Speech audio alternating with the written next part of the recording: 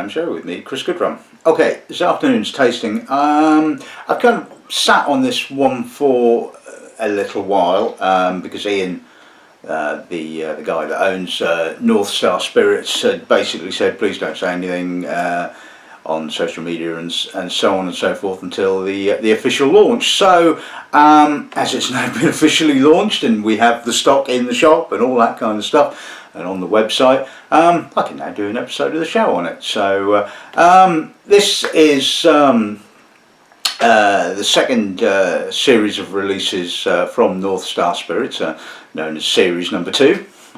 Okay, as good a name as any, and quite an interesting array of whiskey that Ian has managed to get his hands on, and not whiskey, but we'll get to that one in a minute. Like a lot of these things, there was this particular series of releases had 9 different bottlings, and of course obviously just doing 6 on the show, I couldn't really do all 9. I mean, it'd be far too long a show, so I had to make a decision on which of the 3 I was going to leave out, and it wasn't necessarily for quality. I must say that the quality for the entire range of bottlings is pretty good. A couple of them I didn't think were as good as some of the other ones, so it was all down to one particular bottling in actual fact that I was planning to do the 21, I think it was a 21-year-old North British grain, but then Ian sent me this link to a promotional video that he'd produced for the vatted malt called Vega, which he's included in this range, and I think the plan is that this Vega is going to be sort of a brand within a brand, if you see what I mean, and there'll be a release in every series. So he sent me this link to the promotional video on something called Hightail. Anyway, so I logged in to have a look at it, and I said, yeah, I'll include a link in this week's episode of the show to it, which meant obviously substituting the grain for the vatted malt. But logging on to this Hightail thing said, you don't have permission to view it. Come on Ian, get it sorted. just put it on Facebook, you know, that's got to be the easiest way of doing it rather than some weird app kind of, I don't know what the hell it is actually, but anyway, that's a minor quibble, shall we say. So anyway, here we go. This is the second batch of releases, and if they're anything as good as the first batch, then you know we've got some damn good whiskey on our hands, and all I can say is the last lot didn't hang around very long, so if you like the sound of any of these are available on the website, so get hold of one pretty quick before they all kind of go. So anyway, not much more to say apart from let's have a look at today's interesting lineup. Right, okay, so we're going to kick off with the Linkwood, is the first bottling we'll be looking at. This is a 10-year-old Linkwood. It was distilled in July of 2006, aged in a bourbon barrel, and was bottled at 60.2%. 10 years old at 60.2%. My God, that was one hell of a tight cask. That's all I can say. But anyway, let's well, that'll be interesting to taste. Then we're going to move on to the Tennessee whiskey. This is a 13-year-old Tennessee whiskey which was distilled in September 2003, bottled at 51.1%, obviously aged in brand new American oak. Now I don't know whether I'm supposed to say where it's come from. I mean, this is the weird thing about the whiskey industry, which sometimes actually makes no sense whatsoever, is that when distilleries sell casks, they will include a clause that stops you as an independent bottler from naming the distillery on that particular cask. I mean, some of these distilleries do it to sort of like protect their brand, but the point being is if they're quite happy to sell that cask, then what's the issue with putting their name on it? Anyway, so this is from the other Tennessee distillery. I mean, don't know whether I'm supposed to tell you. I mean, I know, but anyway, I will give you clues. So this is the other not so well known Tennessee distillery. But anyway, so that's a 13-year-old. Then we're going to sort of jump up in the age statements to a 30-year-old Bunnahabhain. This was distilled in November of 1986. All of these, by the way, all these were bottled in May of this year. So bottled at 52.6%, again aged in a bourbon hoggy. Fourth bottle we'll be looking at is the Vega. Now, you might, eagle-eyed viewers might notice that the bottle shot that I have on the title pages shows it as a 24-year-old, when in actual fact it's not. It's a 23-year-old. I think there was some confusion with the printer, I believe, when the label was originally created. So this has been aged in both bourbon and sherry. Now, I don't know whether that's a combination of a bourbon cask and a sherry cask that Ian has vatted together. I do know some information about this, or whether it was originally aged in a bourbon cask and then moved into a sherry cask, or whether it was anyway. It's kind of neither here nor there. This was distilled in October of 1993, bottled at 51.1%, and considering what we're selling it for, which is just under the £50 mark for a 23-year-old whisky, either he picked up that cask bloody cheaply, or it's awful. Anyway, we'll get to that in due course. The next to last bottling we'll be looking at is again another one of these unidentified distilleries. It's a single Islay malt. Now, again, I know where it comes from, and for the life of me I can't figure out why they wouldn't be happy to have their name associated with that, because it's not like they're, who knows, the whisky industry can be just completely peculiar at times. Anyway, so this was distilled in June of 2008, originally in an American oak hoggy, which Ian then sort of transferred into 2 sherry octaves for a short period of maturation. So that should be quite interesting. One always thinks, octave maturation, are we making up for a lack of oak character here? But yeah, we shall see when we get to that. And finally, this is the weird one. This is the interesting one. Now, as you know, you all well and truly versed with the whole concept of aging whisky in ex-sherry casks, but here's the interesting twist. This is a Pedro Ximinez sherry from the Montilla region of Spain, which has been finished in ex-whisky casks, in ex-Colilla casks in actual fact, for 2 years. So this is kind of flipping the whole thing on its head, and it's not particularly expensive. I mean, you wouldn't expect it to be, but yeah, that's gonna be quite interesting. So we'll finish off with that one. So that's this afternoon's little lineup, and let's crack on with the Linkwood then.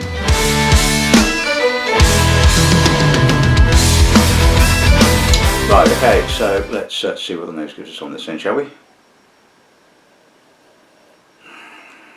Wonderful, fresh citrus, barley, kind of classically Spey, really. There's some nice weight beneath it. There's some lovely dense barley. There's a bit of oak. It's a lovely nose. It's charming. It's fresh. Yeah, there's a little bit of an alcohol prickle, but you wouldn't expect anything other than being at 60-odd%. But there's a slight herbal note coming through. But it really is fresh and vivacious, and just a charming, lovely, attractive nose. And Linkwood can be like that. You know, Linkwood can sometimes, you know, exhibit the sort of the classic crisper Spey notes, but equally so it can be quite weighty as well. And I think this seems to sort of like show kind of almost both of those attributes. There's certainly a sort of, like I said, a nice weighty barley core, but then sort of above that is the sort of the fresher citric white fruits and almost kind of grassy notes, which is really nice. So yeah, let's see what the palate's like.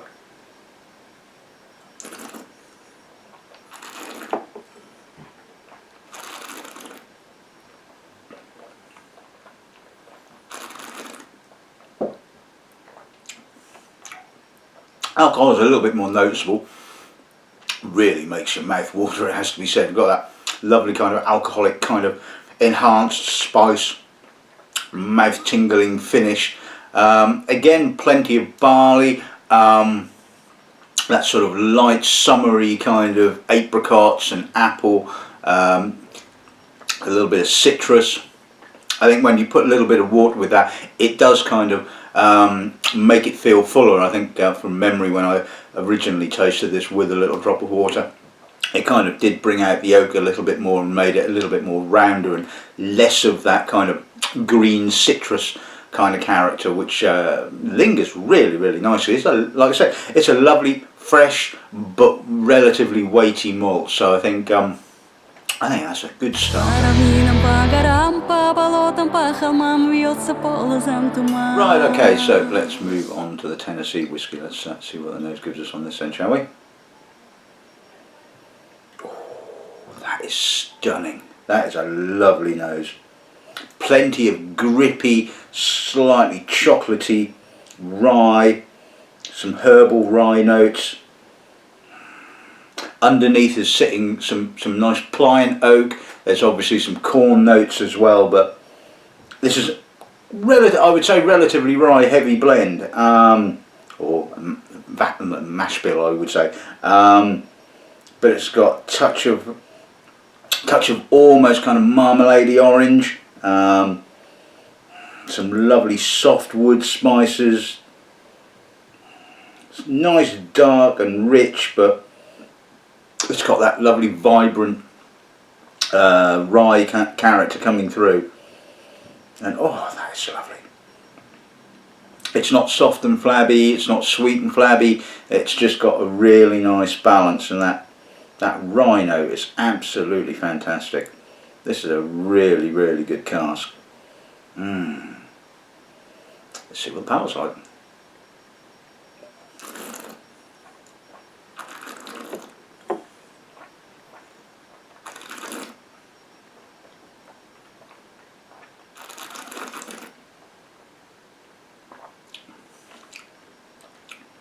Opens up with a little bit more of the oak and the corn, and then it's got a dark chocolatey middle, slightly bitter tannins, spicy rye, a little bit of herbalness kind of coming through on the finish, but really dry, grippy, tannic finish. But the sort of the corn and the oak kind of keep lingering. They're sort of like buttressing that sort of, oak bitterness and spice bitterness really, really nicely. Wonderful length. That ticks all the right boxes as far as I'm concerned for a Tennessee whiskey. I'm not getting a huge amount of sour mashy kind of character. There's a little bit of almost baked kind of sour fruit, but not a huge amount. Certainly the oak, rye and corn, the main sort of like components of flavour wise, but absolutely fantastic, really, really good.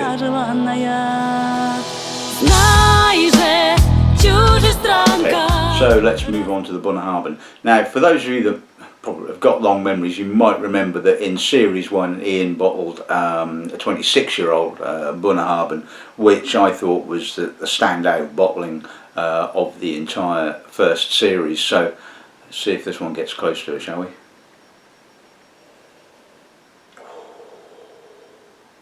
It's expensive, but bloody hell, that's good. It's got that wonderful, luscious, tropical, mature character. Apricot, banana, well, yeah, slight banana. Touch of apple, loads and loads of luscious honey, a little bit of mature oak, there's a touch of salt, touch of green apple as well, a little bit of lime, just to sort of add that kind of freshening note. The salt isn't as salty as I would expect, but there is a nice level of salt there. It certainly sort of like, reminds you that this is an Islay. But the fruit and the oak and the stuff, tropical character is just absolutely gorgeous. I mean, all I can say is I love old Bunnahabhain. Stick it in a bourbon hoggy and leave it for a few decades, and well, this is what you get, you know. Absolutely fantastic stuff. There's a little bit of almost kind of coffee notes kind of coming through, a touch of wood spice. Oh, that's just such a fruit monster, and absolutely gorgeous nose. Lovely, lovely nose. Let's see what the palate's like.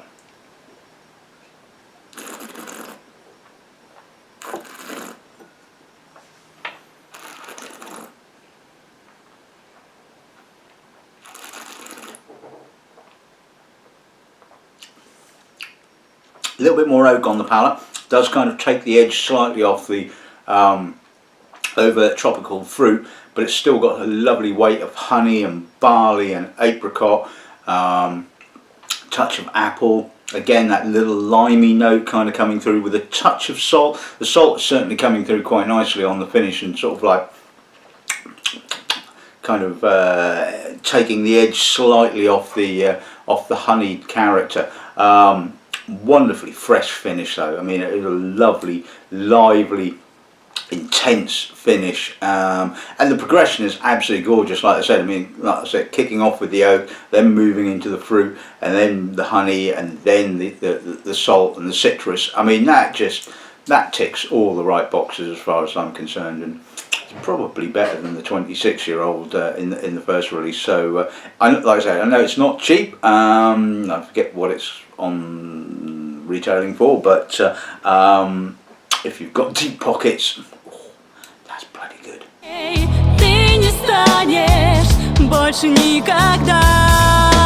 Right, okay, so let's move on to the Vega. Let's see what the nose gives us on this one, shall we? That is a lovely nose. Mature, balanced, slightly more shading towards the American oak on the nose. Touch of baked fruit, apple, a little bit of cinnamon stick. There's some nice kind of sherry notes just sitting in the background, a slight balsamic, like treacle, some dried fruit, some sherry spice.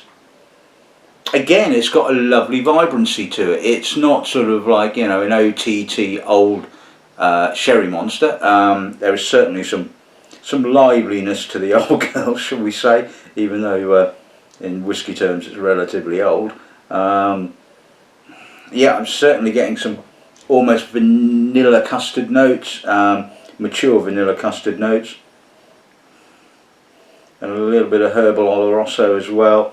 It's just a fabulously balanced nose, just really very, very good. And like I said, when you think that this is retailing for under 50 quid, come on, it's a no-brainer, guys. You know, this is an absolutely fantastic whiskey, and for that money you're just going unbelievable.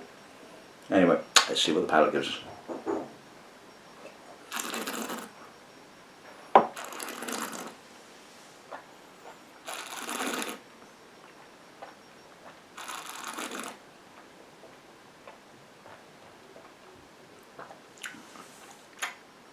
Wonderfully soft, slightly smoky finish, a little bit more sherry character on the palate, but again, you wouldn't call it a sherry monster. It's got just about the right level of alcohol, just to sort of offset the slight treacle, the smoke, the dried fruits. Quite citric, right on the death. You know, a little bit of green apple, a little bit of lemon. Quite fresh, tingly, little wood spice. Yeah, all things considered, I think that's a lovely vatted malt. Really nicely balanced. You're getting both, you know, the American oak character, and you're getting a little bit of sherry as well. All really harmonious. So I think, like I said, for less than 50 quid, I mean, that is just stunningly good value.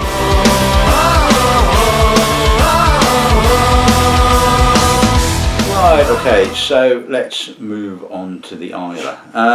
like I said, I've got no idea why this particular distillery would want to sort of hide its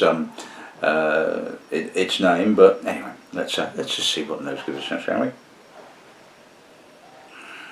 Pungent, youthful, but here's the giveaway. This is one of those Islay distilleries that you can get away with bottling the spirit young. It certainly sort of lends itself to youthful bottling, shall we say.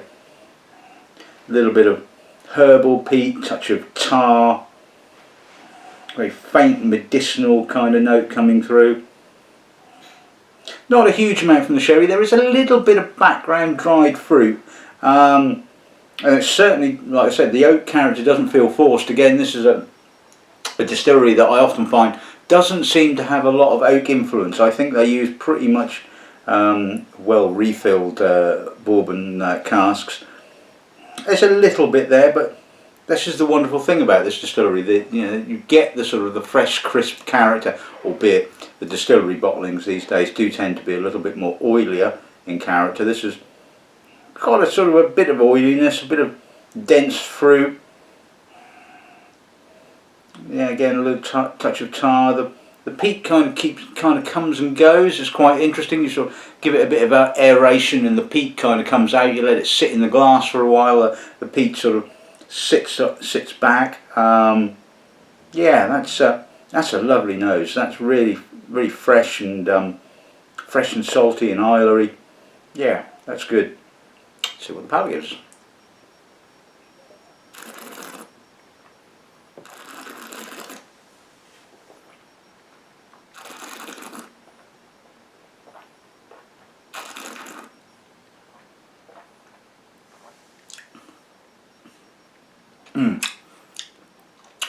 Feel the spices on the finish and the dried fruit, but it's a little bit fuller on the palate. There's a little bit more American oak character just to kick off with. It's slightly oilier, weighty, some lovely dusty peat, a little bit of Parma violet, some medicinal notes. Then right on the finish you start to get that little bit of dried fruit. Certainly get some sherry spice. I mean, really tingling spices on the tongue now. Wow. That's a lovely finish, and the peat, although not particularly huge, just kind of carries on lingering. It gets a little bit more dustier as the palate progresses. Yeah, that's got some real grip, some real intensity. I mean, what's that bottle at? 58.3. Again, you don't really need any water with it. That sort of additional alcohol just kind of really emphasises that sort of spiciness of the finish, and it's just like, yeah, that's a damn good whiskey.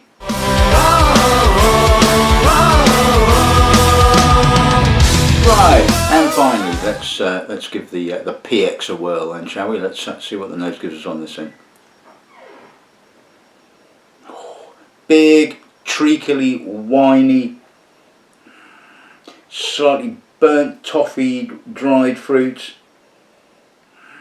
but sweet and smoky. It's almost like barbecue sauce. This is really incredible stuff. I mean, you've got that sort of, like I say, that grapey PX, big sweetness, a sort of pruny, plummy, dried fruits, and a little bit burnt toffee. But then you've got the sort of like the smokiness from the Kalila, and it's just like barbecue sauce. I mean, this is really impressive. I mean, I like PX whiskey, PX sherry anyway. This really is an interesting twist, it has to be said. So, touch of green nuts kind of coming through now, but it's that smokiness that just adds another dimension to the PX. It's really very, very impressive, and considering this is what, 23, 24, 25 quid a bottle. Lovely stuff. Let's see what the palate gives.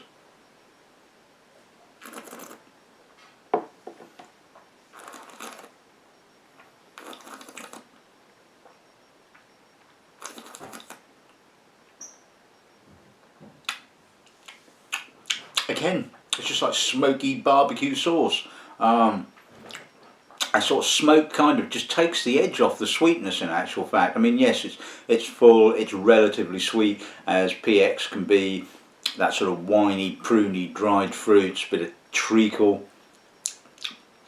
But there's a little bit of salt kind of coming through on the finish, and like I said, that continuing smokiness right the way through it just kind of seems to just take some of that sweetness away. But lip smackingly good. That is absolutely fantastic. A little bit of tangy green nuts again on the finish, kind of just classically PX, it has to be said, with a bit of a twist.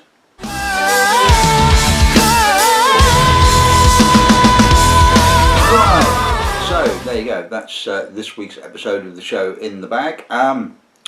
The Linkwood. I loved the Linkwood. I thought the Linkwood was absolutely fantastic. A lovely, fresh and quite intense Linkwood. Nicely blending the sort of fresh citric character with a sort of a more weightier depth like it can have. I thought that was absolutely fabulous. The Tennessee whiskey, yeah, I mean, that's a bit on the expensive side, it has to be said, but then American whiskey has a tendency to be anyway. But you know, the quality of that is absolutely fantastic. Like I said, has what appears to me a relatively high content rye mash bill, lovely kind of spiciness and grip to it. I thought that was really, really impressive. The Bunnahabhain, well, yeah, again, probably the standout bottling, not because it's the oldest, and this is, I think, the interesting thing. I think Ian has released a really diverse and interesting range of whiskies in Series 2. And I mean, I don't know too many independent, well, I don't know of any independent bottlers that have bottled a PX that's been finished in ex-Islay casks, so it certainly seems to me that Ian is, should we say, thinking slightly outside of the box, which is really, really good.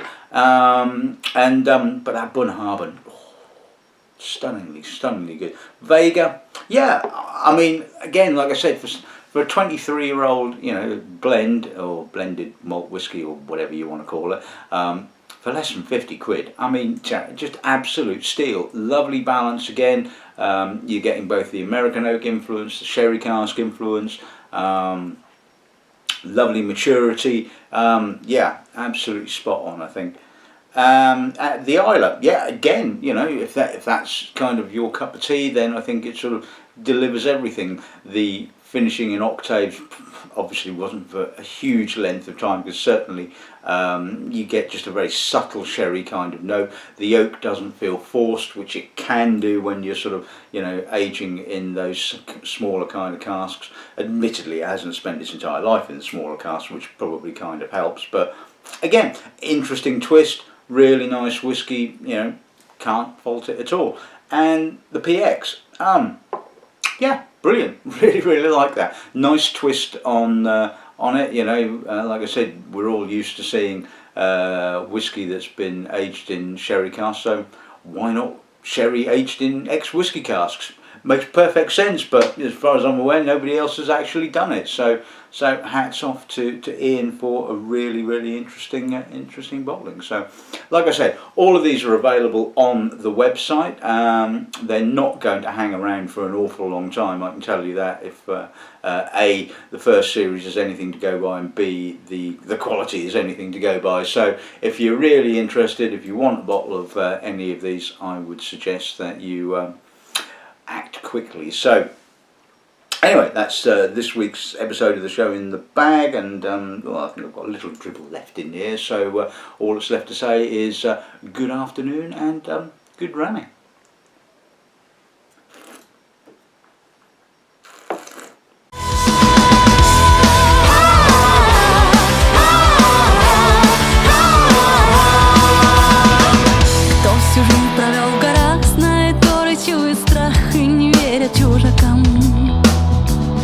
Но решайся, не робей, сердце ключ от всех дверей, с диким ветром пополам.